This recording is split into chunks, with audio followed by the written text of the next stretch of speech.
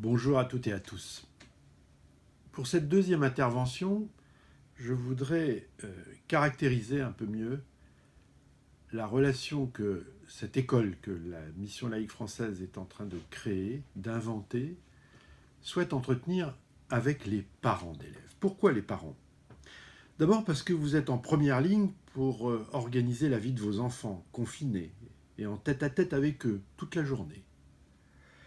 Ensuite, être excellent parent ne signifie pas obligatoirement être un bon professeur. Mais l'école que l'on met en place ne peut pas se passer des parents. Donc quel est le rôle de chacun dans cette séquence si particulière ? Et puis un élève, c'est un enfant ou un adolescent qui est à l'école. C'est le lieu de la construction de ses apprentissages, de sa socialisation. Comment remplace-t-on le rôle de l'école ? Que beaucoup d'enfants ne vont pas tarder à regretter d'ailleurs si on y prend garde. Enfin, quand l'école n'est pas en présence, elle est numérique. Enfin, on le croit, elle est numérique, digitale. Ce que je voudrais vous dire, c'est qu'elle ne l'est pas seulement. Le numérique est porteur, support d'école et de ressources pour que l'école puisse être organisée. Mais il ne faut pas que l'enfant et l'élève soient accrochés en permanence à son écran, ça n'aurait pas de sens. Ce serait exactement contraire d'ailleurs à ce que les parents souhaitent. Et puis enfin, la séquence qui s'ouvre, tout le monde l'a compris, elle n'est pas bornée dans le temps, elle va durer. Il faut que nous l'apprivoisions, que nous nous familiarisions ensemble avec. Cette école nouvelle que construit la Mission laïque, pour vous, pour le réseau MLF Monde, nous l'inventons pas à pas autour des 3 sujets suivants. D'abord, quelles sont les bonnes ressources ?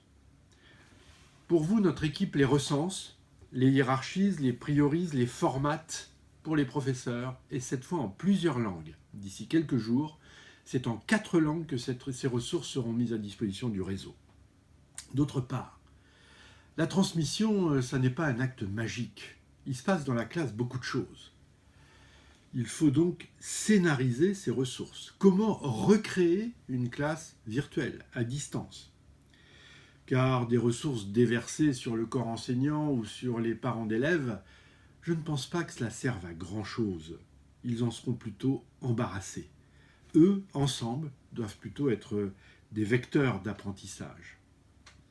Et des documents, sur ce point, vont être libérés dans votre direction, là aussi, dans les prochains jours. Enfin, on oublie, quand on la vit, que l'école, c'est une somme incalculable d'interactions humaines. Entre l'élève et le professeur, entre les élèves et leurs professeurs, entre les élèves entre eux, les professeurs entre eux, avec les parents d'élèves. Tout ça, nous l'oublions. On ne le recréera pas. Il faut toutefois que cette école virtuelle, cette école à distance, conserve le secret d'interactions sans lesquelles l'autonomie de l'élève ne se construit pas normalement. Donc il faudra organiser la semaine, échéancer le travail, faire produire les élèves, évaluer, suivre ce travail-là. Et évaluer, pour nous, ça n'est pas noter sèchement.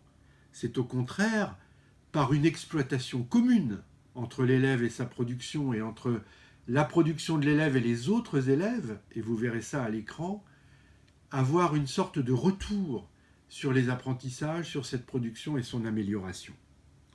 Tout cela va permettre d'organiser une école dans le temps long, une autre école. Car notre préoccupation, c'est qu'il faudra entretenir l'intérêt, la mobilisation, éviter le découragement et surtout éviter la solitude. Vous verrez, les outils que nous mettrons à votre disposition vont recréer, d'une certaine façon, une possibilité d'organisation de la semaine, du travail hebdomadaire. Par cycle aussi. Jusqu'au plus petit, par exemple, à l'école maternelle, vous aurez la possibilité de vous retrouver tous ensemble, professeurs, parents et élèves, pour le rituel de début de journée, pour le bilan de fin de journée, mais aussi entre professeurs et parents sur l'activité quotidienne qui sera proposée, car une pour le cycle maternel, à chaque fois, sera proposé pour une journée. Et puis, une école nouvelle de cette sorte, ce sont des rôles nouveaux. Le professeur, lui, devient un autre professeur. Il organise, il formate les séquences, il prévoit les productions, il interagit à distance avec l'élève et les élèves en collectif, il dialogue avec les parents. Savez-vous, chers parents, que on estime que, en temps habituel, 1 heure de cours, c'est 1 heure de préparation. Eh bien, toutes les recherches et l'expérience montrent qu'aujourd'hui, et pour un professeur rompu à l'usage du numérique, 1 heure d'école à distance, c'est 4 heures, ce sont 4 heures de préparation.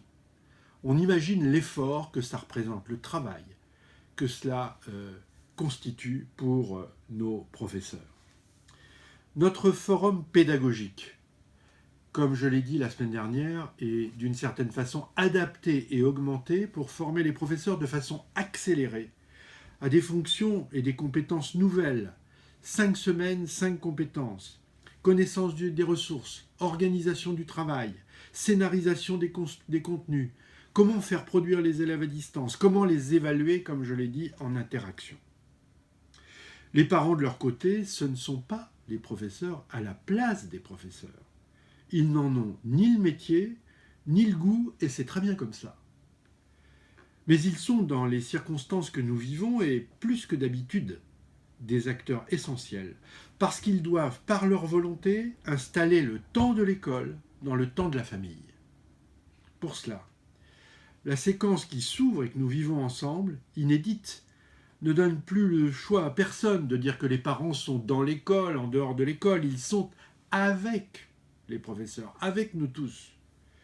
Et nous proposons, et vous le verrez au travers des outils, que des rendez-vous réguliers, hebdomadaires, permettent aux parents de saisir ce que va être la période hebdomadaire de l'école, et des documents vous seront transmis pour faciliter l'accès aux ressources qui vous permettront de comprendre les tâches, les activités proposées aux élèves. Au fond, l'école en ligne est une école nouvelle. Pourquoi ? D'abord parce qu'elle renforce l'idée qu'autour de l'enfant-élève, une union confiante et une communication régulière entre les parents et les professeurs devra installer une organisation qui ne remplace pas l'école, mais qui crée une autre écologie scolaire productive. Ensuite, parce qu'elle est une école en acte. Les élèves, leurs professeurs, les parents se retrouvent régulièrement, comme une communauté, soudée devant l'écran. Enfin, elle entretient entre l'élève et les professeurs une relation suivie, productive, confiante, qui ne laisse surtout pas l'enfant ou l'adolescent en tête-à-tête avec lui-même dans une période comme celle-là, mais qui le fait progresser en autonomie sans le priver jamais d'interactions sociales qui renforcent la confiance en lui-même et sa proximité avec les autres. Alors je sais, tout cela n'est pas parfait, parce que bien sûr, il faut des équipements, il faut un suivi, il faut qu'Internet fonctionne. Mais c'est cela l'architecture que nous vous proposons et dont nous ferons tout pour qu'elle fonctionne correctement.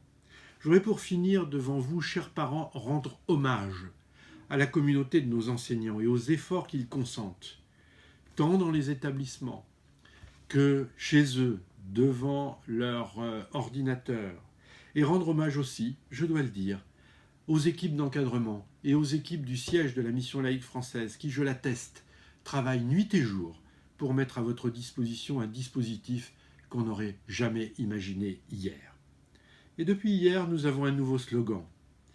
Le monde MLF, uni, engagé, connecté, pour vos enfants et pour vous. Merci de votre confiance.